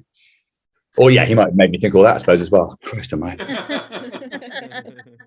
Was Stephen Fry there? Yes. Not that time, another time. What? Okay. Yeah. We can't verify any of these facts. I can verify them, Tom, by continuing to live my life. But yes, they might all be false memories. Okay. It looks like you're going to throw water on him. The phenomenon of false memory is really interesting. The Mandela effect, they call it, but not to that. Well, the phenomenon of collective false memory. Anyway, you're going to go throw water on him. You fill a honey holder, you know honey holders. You fill a honey holder with freezing water and chuck it all over the B-World superstar. He jerks about a little bit as adrenaline floods him. Yes, adrenaline. That's what his stung body needs, you think. How can you get more in? So there you go. I'd say that was a bridge of an answer, a decent answer. You've started to solve him. You now have an option of, once again, screaming the date, barking like a dog, or, as you very nearly did, just painting something. And the very, very early exit poll shows an even split between screaming the gate and date and barking like a dog, which, again, despite Trish's naysaying, all seem like quite good options to me.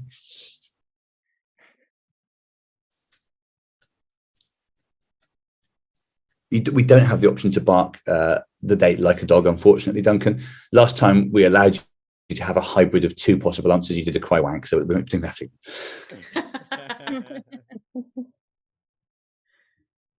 Pierre suggests doing a painting of him, and so that he becomes immortal, which is actually a very nice way of looking at things, I suppose. Yeah, well, if you guys just have a think about that while I type one more thing, I suppose. I wouldn't say I've stayed ahead of schedule exactly on this one.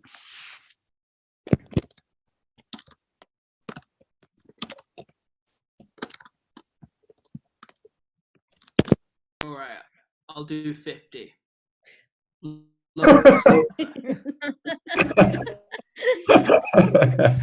it's ortho. A reminder, Alex is trying to sell a mattress, and his asking price was 40, but he's now generously gone up to 50. I'm not paying Watson, so I'm genuine. Cheers. I'm thinking of making an offer. There's a couple of people interested if you can ship, Alex, so maybe if you can deal with that. By ship, of course, I mean arrange for transportation. Get me a ship. Oh, never mind. Oh no, shipping can actually mean flying. It doesn't have to be on a ship these days. It's a sort of actually, shipping doesn't always even refer to transportation these days. Did you know shipping can mean pretending two characters in a TV show are together, or like wanting them to be together, or imagining them together, or writing weird ass shit about them together. Shipping. If anyone ever needs any sort of internet slang, just ask me. Rachel says, I was offered a sea freight price to Kazakhstan once. Every time I try and write a thing, you yeah, I understand, Beth, and no one here would have known about shipping, because the last thing you'd imagine in this community is people thinking about people doing weird stuff with each other. But like, it is, I'm just saying, it's a phenomenon that is out there. If you look on the internet, you will see a surprising number of people talking about well, unusual combinations of personalities. I don't know, got to have a hobby, haven't you?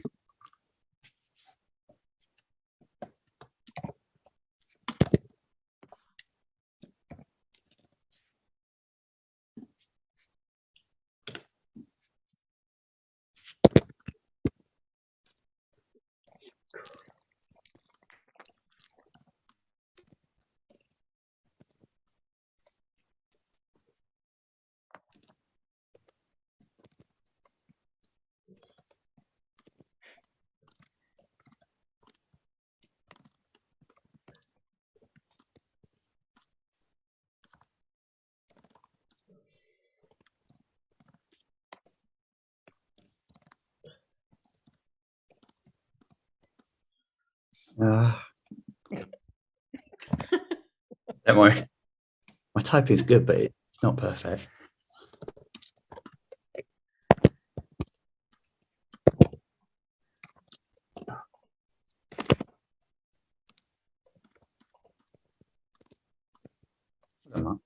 Okay.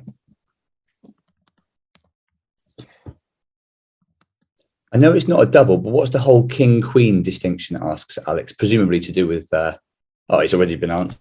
Matthew says the queen's dead. What? Oh, yes, she is. Yeah. Yeah, I've got her in the mattress. Alex. Don't applaud him. Don't encourage him. Don't. Like, this is the thing. The guy just feeds off attention. I don't understand people who feed off attention personally. Right.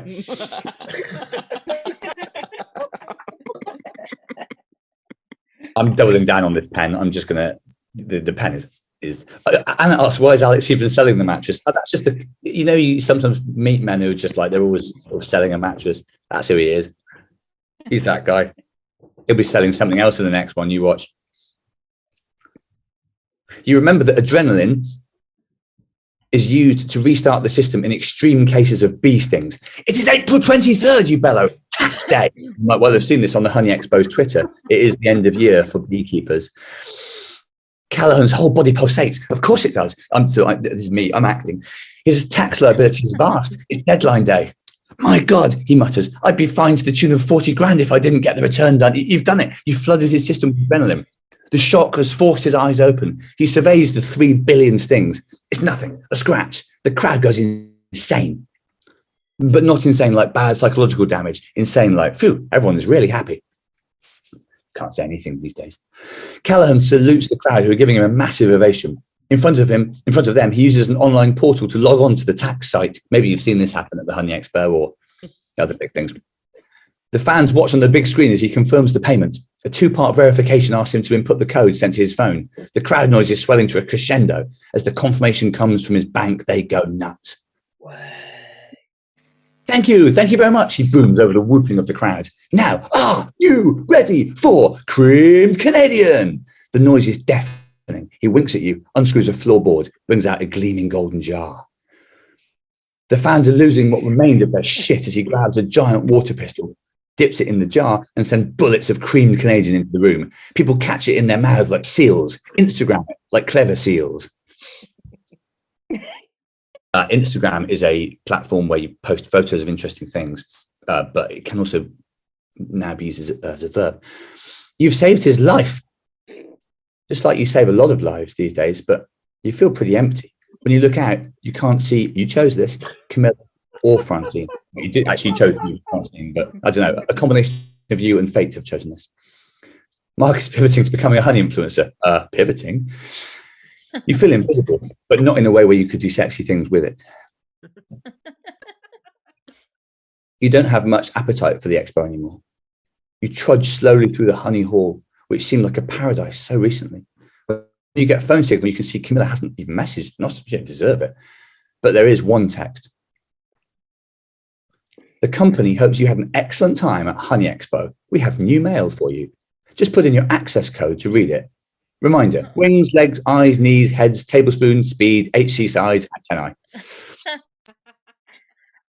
This is your final puzzle. Of course, you've never set a 10-digit access code, but the reminder does make it pretty straightforward, you guess.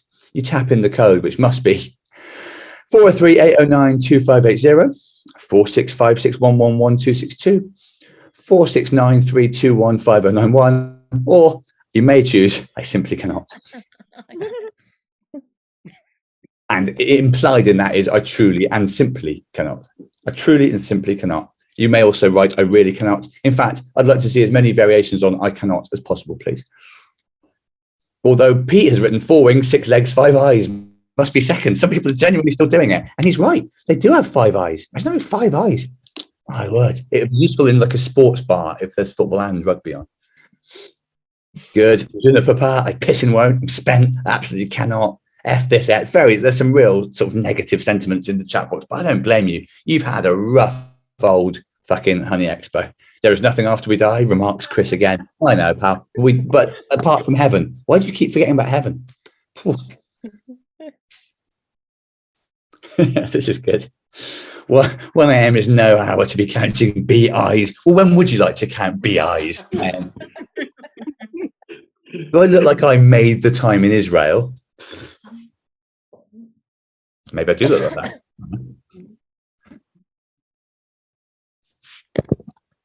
No.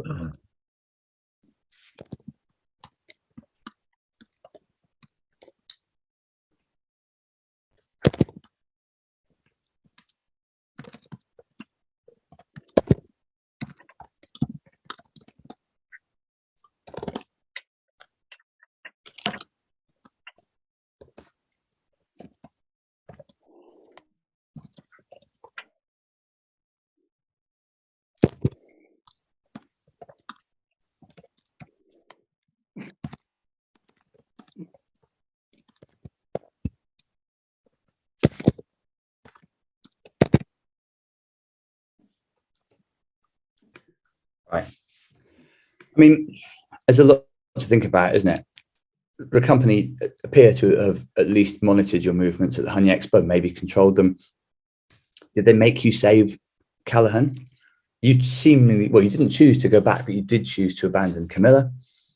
What does Francine know? Are you destined to save people regardless of what you do? And if so, what does that mean? Was there a scenario in which you could have failed to save him? What would have happened if you stayed with Camilla? And I know the answers to these questions. Think about them. You can literally sleep standing up, says AP, continuing to try and flog the mattress. There's a lyric from an REM song like that. An REM is a type of sleep, of course. And imagine the sleep you could have if you went to Thorpe Park. Bought Alex's mattress. I've never been to Thorpe Park. Of course I haven't. But again, I know quite a lot about it now. My son has, though, and he sometimes sends me YouTube videos, troubling YouTube videos of rides you can go on at Thorpe Park. I think he might be trying to hint that he wants to go to Thorpe Park. What can I say? I'm not a clairvoyant, am I?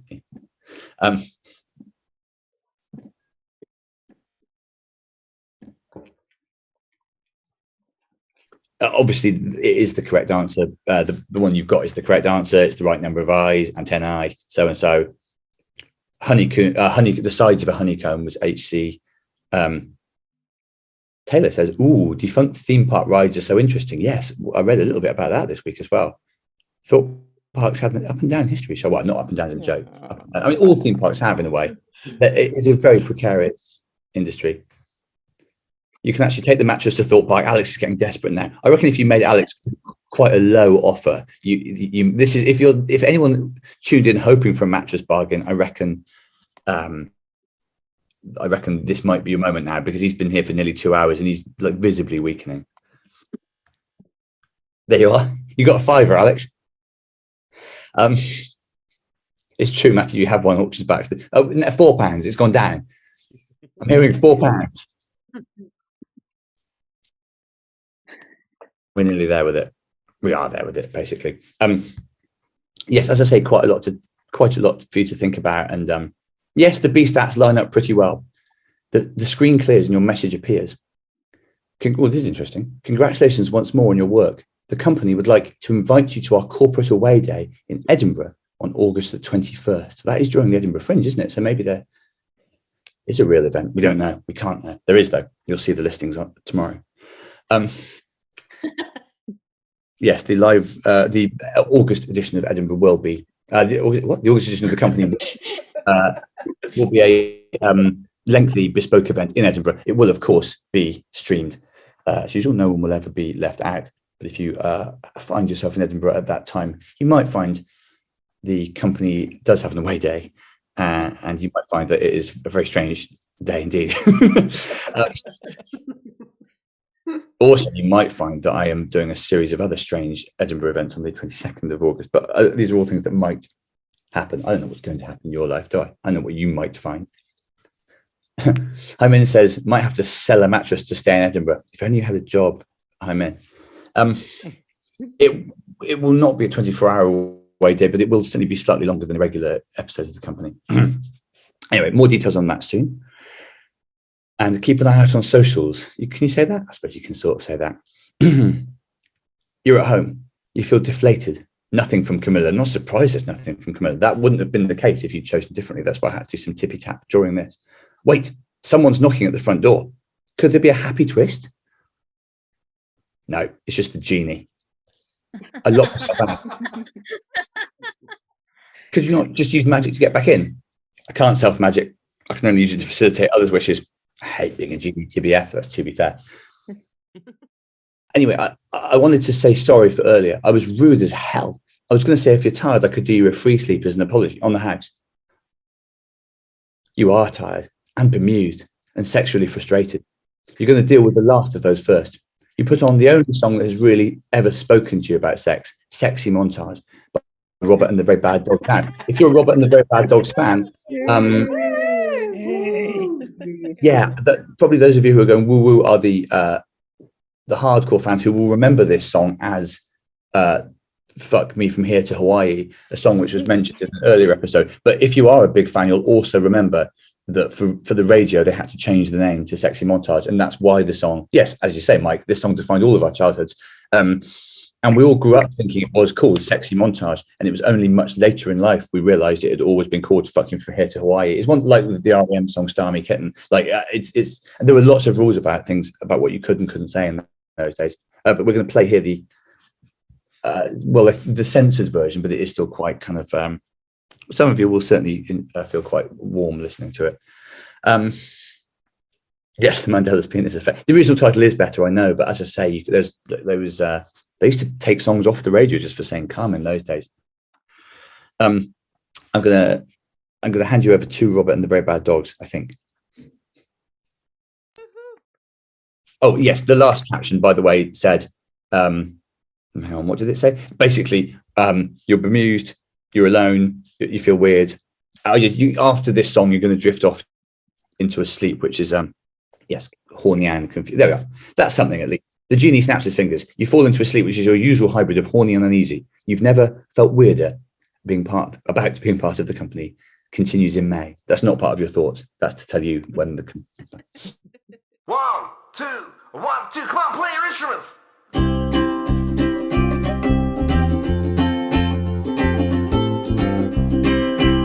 Sing along if you know it.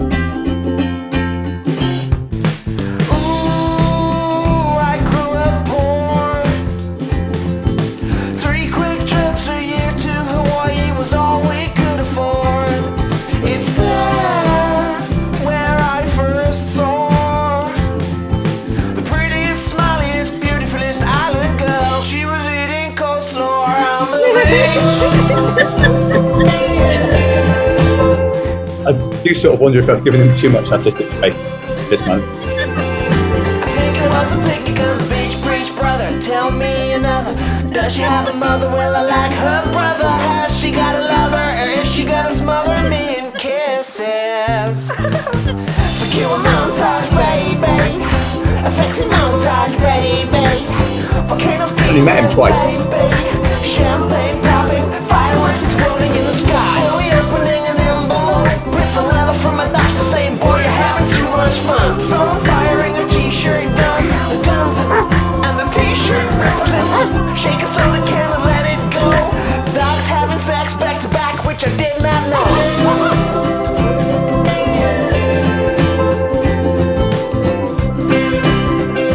You wonder whether they'll play live at the away day in Edinburgh, and if you also wonder whether that's a good idea or not. Now it's 10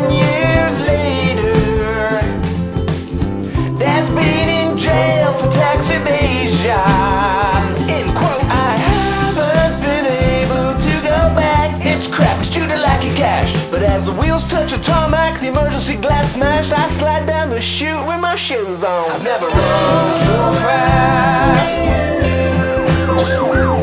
I've never run so fast. Preach, sister, tell me, is this the best night of your life? I must admit, I really missed her. It's impossible to resist her when she's covering me in kisses. Secure montage, baby. A sexy montage, baby. Volcanoes, geysers, baby. Champagne popping, fireworks exploding in the sky. Pressure cooker that's shoving out steam. My dad's credit card going in and out of cash machines. And old ladies filling a lock with the front door key. Dogs humping, that's how sex is reeling previously. A tube of toothpaste being aggressively and carelessly squeezed. My mom's credit card doing it with a cash machine. Oh no, you can't tell there's something wrong by the look in her eyes and the minor key in the song. She's different since she did her PhD. Says I make love like dog shit, plus she's far too clever for me.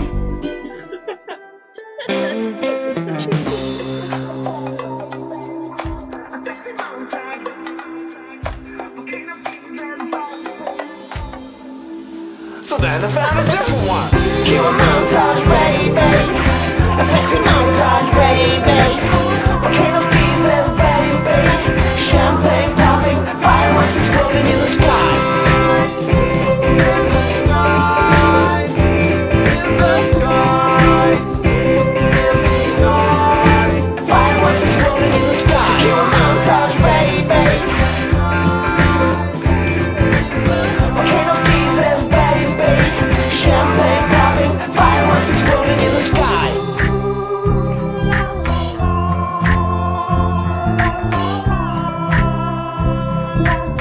A sexy montage, baby. Wow. I mean, yeah. That's the Robert and the Very Bad Dogs with Sexy Montage, previously called Fuck Me From Here to Hawaii.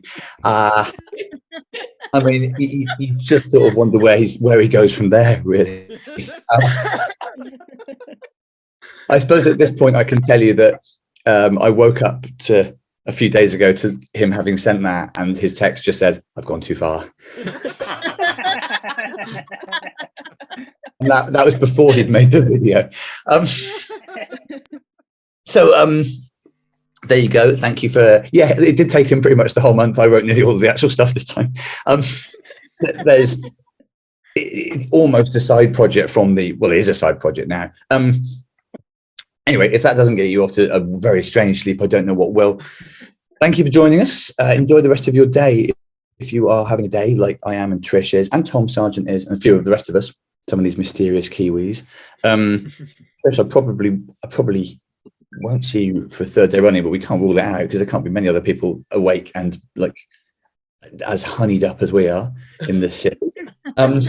We don't know the date yet. I don't think it will be the last weekend of the month in May because that's my daughter's birthday, and we know how good I am at those sort of occasions. But anyway, there will be another one in May, and the Edinburgh, the August edition will be live from Edinburgh on August the 21st. I have a venue. It is the church.